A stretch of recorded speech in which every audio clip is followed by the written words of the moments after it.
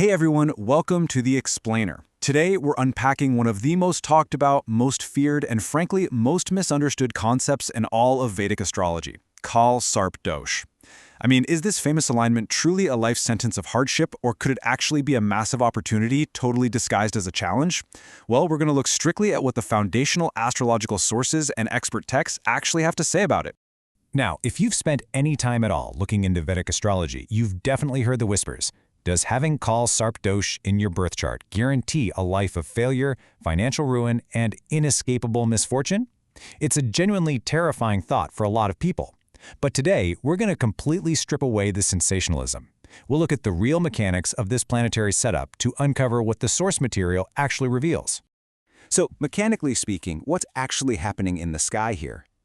In Vedic astrology, Rahu and Ketu are known as shadow planets, or lunar nodes.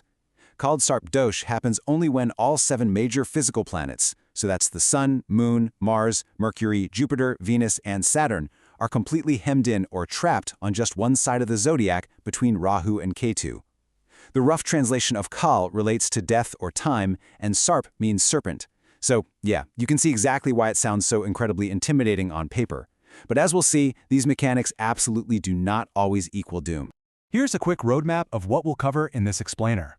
First, demystifying the Dosh. Second, the 12 specific configurations. Third, famous examples and myths. Fourth, traditional Vedic puja remedies. And finally, daily practices and gemstones. All right, let's jump right into Section 1, Demystifying Kaal Sarp Dosh. Look, the prevailing myth out there is that this dasha is basically an absolute guarantee of a miserable life.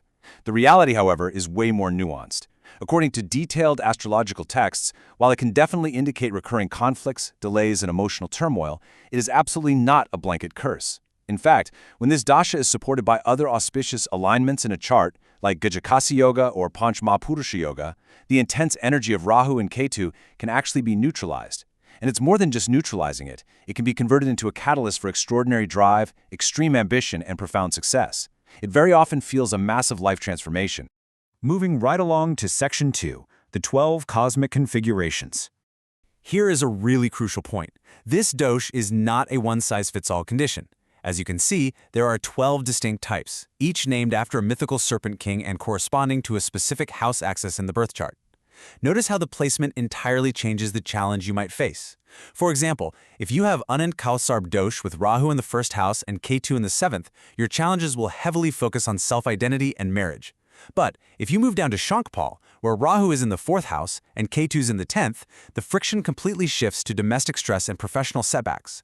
Or look at Sheshnag at the very bottom. Dealing with the 12th and 6th houses, that brings challenges related to hidden enemies or unexpected expenses. It's incredibly specific to the individual's unique chart. Which brings us nicely to Section 3, Famous Examples and Myths. Okay, get ready for this, because this completely shatters the doom and gloom myth. Just consider individuals who reach the absolute pinnacle of their respective fields. Every single one of these figures had a form of Kaal Sarp Dosh in their birth chart. Sachin Tendulkar, an absolute legend in cricket, has Padma Kaal Sarp Dosh. Donald Trump's chart shows Gataka Kaal Sarp Dosh. India's first Prime Minister, Jawaharlal Nehru, had the Sheshnag variation. Even the massive industrial tycoon Dhirubhai Ambani had the Vasuki type. And get this, furthermore, the actual independence chart of India itself was born under Kaal Sarp Dosh.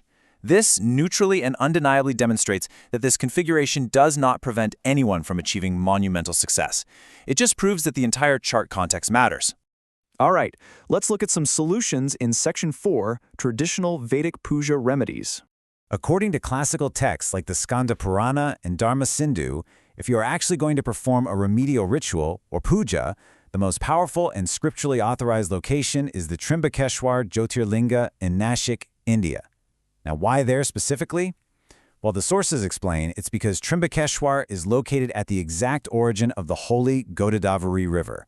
On top of that, it houses a highly unique Shivalinga with 3 faces, representing Brahma, Vishnu, and Ruda combined into one. The spiritual energy there is considered completely unmatched for this specific type of karmic cleansing. So what does this ancient remedy actually entail if you go? It's a highly structured, roughly 2.5 to 3 hour process. It kicks off with the preparation phase, which requires a sacred purifying bath at the Kushavata Kund. Next up is the invocation phase, where Ganesh is worshipped to remove obstacles, followed by establishing a sacred pot with Godavari water. Then you get into the dense main ritual phase. This features worship of all 9 planets, chanting of Rahu and Ketu mantras over 100 times, and the Rudrabhishek, which is the bathing of the Shiva Linga. Finally, it wraps up with the completion phase, involving the Arti devotional song and handing out blessed prasad. Now, I really want to focus your attention on this number right here, 7. The sources are incredibly clear that the puja doesn't just magically end when you walk out of the temple. There is a strict 7-day post-puja adherence required. For those 7 days, individuals must consume only a sattvic, vegetarian diet, meaning absolutely no non-veg, no eggs, and no alcohol, while also minimizing onion and garlic. In fact, the text suggests that for the absolute maximum long-term benefit, you can optionally extend these observances to a full 41 days. And that brings us to our final part, Section 5, Gemstones and Daily Practices. I love this perspective from the Srimad Bhagavad Gita because it perfectly frames the whole concept of Kaal Sarp Dosh. It is absolutely not meant to be viewed as some cruel punishment from the universe. Rather, it's a karmic lesson. It is a very specific set of challenges meticulously designed for your own personal evolution and growth. To help navigate that karmic lesson, the text details some really specific gemstone remedies to balance out your energy and shield against emotional turmoil.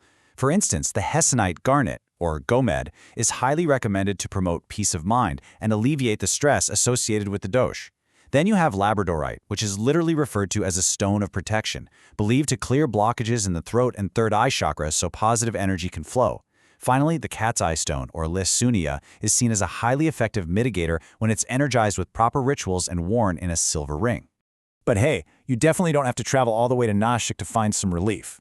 The sources summarize some really accessible daily routines that you can practice right at home to invite divine protection and just bring your anxiety levels down. Simply lighting a lamp, feeding birds or animals, and chanting mantras like Om Namah Shivaya or the Mahamrityunjaya mantra are incredibly powerful tools. Regular devotion to Lord Shiva, who represents the removal of negativity, and Lord Ganesha, the remover of obstacles, is considered deeply effective in smoothing out all that planetary friction. And that basically wraps up our explainer for today.